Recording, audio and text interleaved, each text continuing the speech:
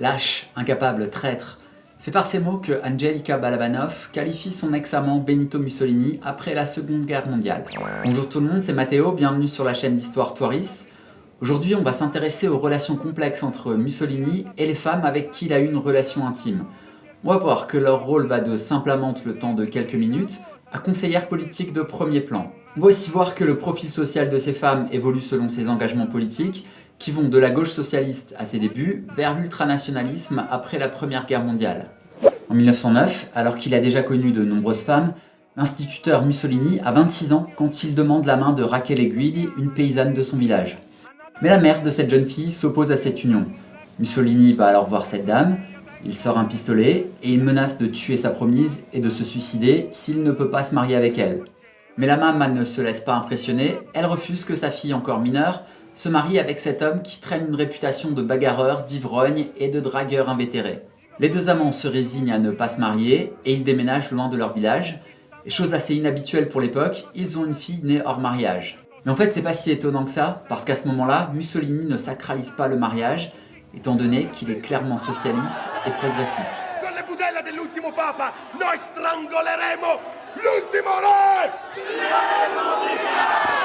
Il a d'ailleurs plusieurs liaisons avec des militantes de gauche, dont Angelika Balabanov, qui est rédactrice au journal socialiste Avanti et qu'il rencontre en 1904. Elle est plus âgée que lui et plus expérimentée politiquement. Et elle sera en quelque sorte son mentor dans la lutte.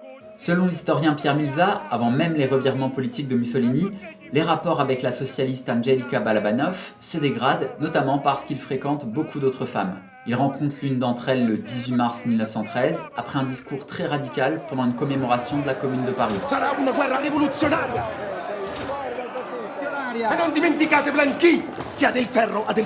Elle s'appelle Leda Raffanelli et c'est une journaliste libertaire, convertie à l'islam, qui écrit tout le bien qu'elle pense du leader socialiste dans l'hebdomadaire anarchiste La Libertà. Suite à ça, les deux militants révolutionnaires vont entretenir une relation de plusieurs mois.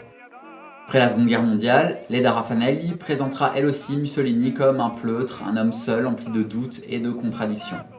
Cette même année 1913, Mussolini rencontre Margherita Sarfatti. Elle vient d'une famille très bourgeoise, elle est critique d'art et elle possède un large réseau dans le milieu de la culture italienne.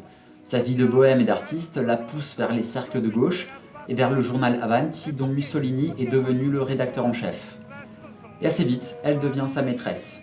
Elle qui vient d'un milieu très éduqué et très aseptisé, elle est souvent choquée par la grossièreté et le comportement machiste du jeune militant. En 1914, la guerre éclate et divise la gauche italienne. Influencé notamment par Margherita Sarfatti, Mussolini prend le contre-pied du Parti socialiste italien et se dit favorable à une intervention militaire aux côtés de la France, du Royaume-Uni et de la Russie. En 1915, l'Italie déclare la guerre à l'Autriche-Hongrie et à l'Allemagne, et Mussolini est appelé sous les drapeaux. En plein milieu de la guerre, il rentre blessé du front et en profite pour épouser civilement Rachele Guidi.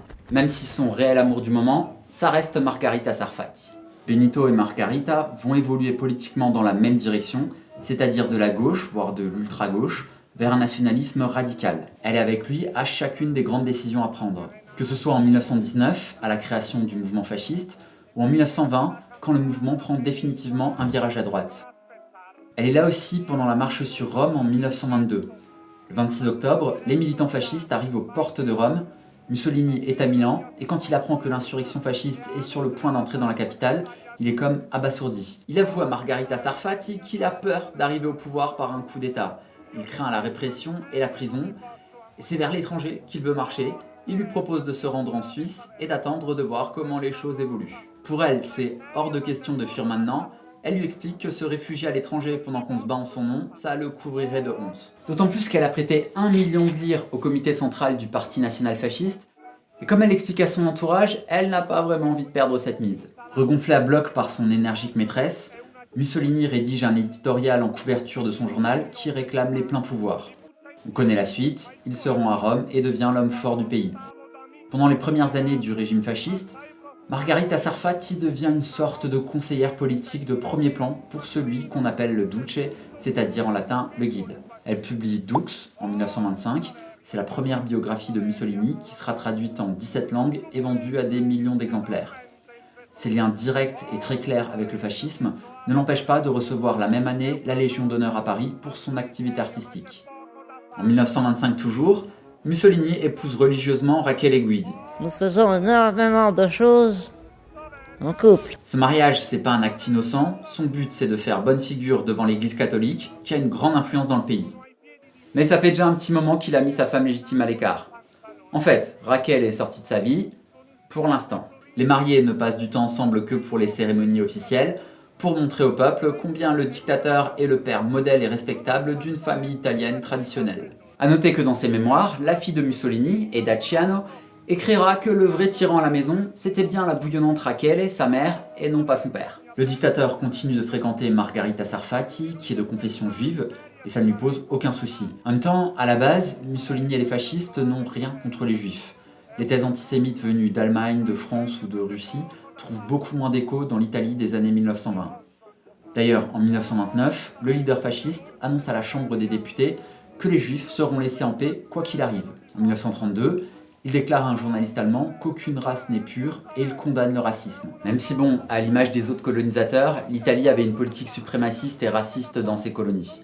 En 1934, il reçoit en grande pompe dans son palais personnel le grand rabbin de Rome, à qui il assure une fois de plus que les juifs sont en sécurité en Italie. Mais le dictateur ne tient pas du tout sa parole et trahit les Italiens de confession juive.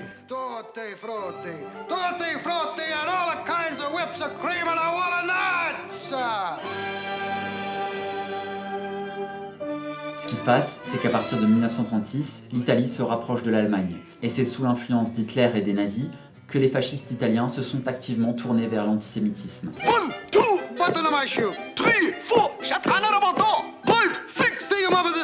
Simultanément, Mussolini s'éloigne de Margherita Sarfatti qui sent le vent tourner. Elle va se réfugier en Amérique du Sud pour éviter les persécutions contre les juifs, qui commencent concrètement en Italie en 1938 avec les lois raciales. Leur aboutissement, c'est la déportation et la mort de 8000 juifs italiens dans les camps de concentration suite à l'invasion allemande de la moitié nord de l'Italie en 1943. Mais n'allons pas trop vite, on en revient aux années 30. Mussolini est à l'apogée de sa popularité. Faut l'imaginer comme une espèce de pop star de la politique. Il reçoit chaque semaine des dizaines de milliers de lettres d'admiratrices.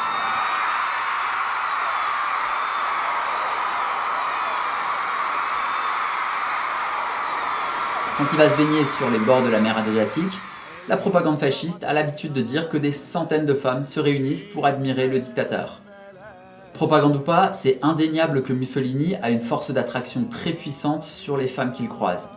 Cette légende d'un Mussolini séducteur a beaucoup été entretenue par les écrits de Quinto Navarra, son chauffeur et majordome de l'époque. Selon lui, Mussolini sélectionne les femmes par les photos qu'elle lui envoie, et il collectionne comme ça les maîtresses de manière compulsive. La collectionnite. Quand une femme lui plaît, il fait vérifier par la police que ce n'est pas une opposante, il la fait alors venir chez lui, au Palazzo Venezia à Rome, pour rester avec elle parfois pas plus d'une demi-heure. Mussolini n'aurait même pas pris la peine d'offrir à ses conquêtes un café, une liqueur, un gâteau, il aurait été très russe, très radin avec elle. Pendant toute la durée de l'ère fasciste, Mussolini aurait reçu presque chaque jour une visiteuse qui l'aurait honoré de sa virilité. Toujours selon Quinto Navarra, il va parfois chez des femmes mariées qui demandent à leur mari de sortir le temps de recevoir Mussolini chez elles. Mais il faut quand même souligner que c'est impossible de recouper ces infos, tout ça ne tient que sur le seul témoignage de Quinto Navarra. Et jusqu'à preuve du contraire, on ne peut donc pas les considérer comme des faits historiques solides. En vrai, pour le journaliste Paolo Monelli, il faut nuancer ces allégations.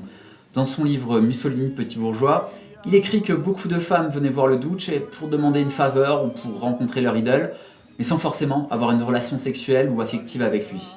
En tout cas, celle qui restera à jamais associée à Mussolini, c'est Clara Petacci. En avril 1932, la décapotable du Duce croise la route de la jeune femme qui est issue de la haute bourgeoisie romaine. Il a 49 ans, elle en a 20, mais rien n'arrête le dictateur. Assez vite s'ouvre alors un nouvel épisode amoureux de la vie du Duce avec celle que les Italiens appelleront la Petacci. La jeune et impressionnable Petacci lui donne tout son amour, comme elle l'écrit dans son journal intime retrouvé après-guerre. Elle raconte notamment qu'il était jaloux et possessif et que son amour à lui est avant tout une violence à subir. Au-delà de ça, elle a un vrai rôle de conseillère politique elle aussi. Elle le guide, le dirige, lui dit même comment se comporter au niveau diplomatique. Elle le console aussi. Elle écrit qu'un jour Mussolini est venu se plaindre parce que sa femme officielle Rachele Guidi l'aurait vilainement trompé avec un autre homme.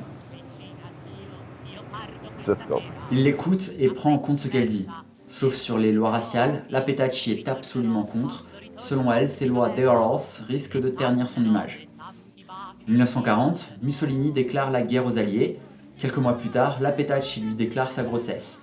En même temps que l'Italie fasciste perd sur presque tous les fronts militaires, la Petacci fait une fausse couche et leur amour s'enlise. Mussolini ne veut plus la voir et elle menace de se suicider. De mélodrame en réconciliation, les deux amants restent ensemble. Ouais, vas-y, ferme ta gueule. Mais toi, ferme ta gueule. Toi, ferme ta gueule. Toi, ferme ta gueule. Toi, ta gueule, ta gueule, ta gueule. En juillet 1943, les Alliés débarquent en Sicile et nombre de hauts dirigeants italiens comprennent que la guerre est désormais perdue d'avance. L'État monarchiste italien cherche donc à négocier sa reddition avec les Alliés. Le 24 juillet 1943, le Grand Conseil fasciste et le roi d'Italie destituent Mussolini de ses pouvoirs. 2 jours plus tard, la Petacci supplie Mussolini de ne pas se rendre à l'invitation du Grand Conseil fasciste. Pour elle, c'est clair, c'est un piège. Mussolini rigole et se rend chez le roi qui le fait arrêter immédiatement pour le mettre en prison. C'est finalement les hommes d'Hitler qui le libèrent et le ramènent au nord du pays en septembre 1943. À ce moment précis, l'Italie est coupée en deux. Dans la moitié sud, les troupes alliées gagnent lentement du terrain depuis leur débarquement. Dans la moitié nord, les Allemands occupent le territoire. Ils placent Mussolini à la tête de la République de Salo, un état fantoche qui dépend entièrement d'eux. En plus de l'avancée des Alliés au sud, le dictateur doit faire face à une résistance antifasciste très efficace, à tel point que les historiens parlent de guerre civile italienne pour décrire cette période. Cette situation très compliquée pour les fascistes n'empêche pas Mussolini de continuer ses petites amourettes. On assiste pendant ces 2 ans à un véritable vaudeville entre la Petacci, Mussolini et Rachele Guidi, sa femme légitime revenue au premier plan. Putain, il a dit tu fermes bien ta gueule maintenant. Viens faire ma mais putain, Par exemple, ça lui arrive de laisser bien en vue ses voitures de fonction devant sa maison pour faire croire qu'il est quelque part en train de travailler. Alors qu'en fait, il en profite pour se rendre par des chemins détournés chez la Petacci. Le dictateur fait le mur, il fait littéralement des fugues la nuit pour retrouver sa maîtresse. Mais sa femme Rachel est à des informateurs, et plus d'une fois, Benito a eu droit à une énorme scène de ménage en rentrant chez lui dans la nuit. Parallèlement, il voit régulièrement sa fille biologique non reconnue, Elena Curti, 21 ans, avec qui il entretient une relation... Eh ben on sait pas trop quel type de relation il entretient avec elle. En tout cas, selon Pierre Milza, les rumeurs du petit monde de la République de Salo disaient que père et fille biologiques ne faisaient pas que parler géopolitique quand ils se voyaient.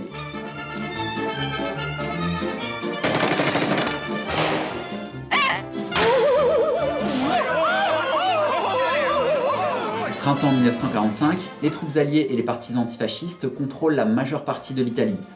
Mussolini offre la possibilité à la Petacci de partir seule se réfugier en Espagne. Mais elle refuse, quoi qu'il arrive, elle veut rester avec son amoureux. 25 avril 1945, partout en Italie, c'est l'insurrection généralisée contre les fascistes et l'occupant allemand. Sans attendre l'arrivée des troupes alliées, les partisans sortent du maquis et avec l'aide de la population, ils vont libérer les dernières villes encore occupées par les nazis et les fascistes. Mussolini et la Petacci fuient dans la précipitation pour rejoindre la Suisse avec l'armée allemande en déroute. Pour passer inaperçu, Mussolini se déguise en soldat du Troisième Reich. Le convoi est à quelques kilomètres seulement de la frontière suisse quand des partisans communistes lui barrent la route. Les Allemands décident de ne pas combattre et acceptent de se laisser contrôler. Mussolini et la Petacci sont alors reconnus par un partisan italien. Ils sont arrêtés et placés en détention. 2 jours plus tard, les partisans décident de la mise à mort de Mussolini. Et en tant que proche conseillère du Duce, la Petacci est elle aussi condamnée. Le 28 avril 1945, sans autre forme de procès, ils sont tous les deux exécutés sommairement. Le lendemain, les partisans les accrochent par les pieds à une station-service à Milan. Ils les exposent à la vue de dizaines de milliers d'Italiens qui s'empressent de venir souiller la dépouille du dictateur déchu, de 16 proches collaborateurs et de la Petacci. Jusqu'au bout, jusque dans la mort, Mussolini aura été accompagné par une de ses maîtresses.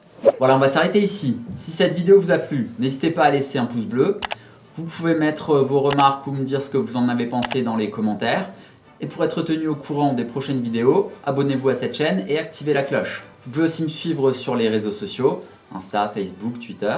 Pour la bibliographie, je me suis surtout basé sur les travaux de l'historien Pierre Milza, avec sa biographie incontournable de Mussolini, et aussi sur le livre Femme de dictateur de l'essayiste Diane Ducré, qui est écrit sur un ton un peu plus léger, mais qui n'en est pas moins très intéressant. Allez, on se dit à bientôt, bisous!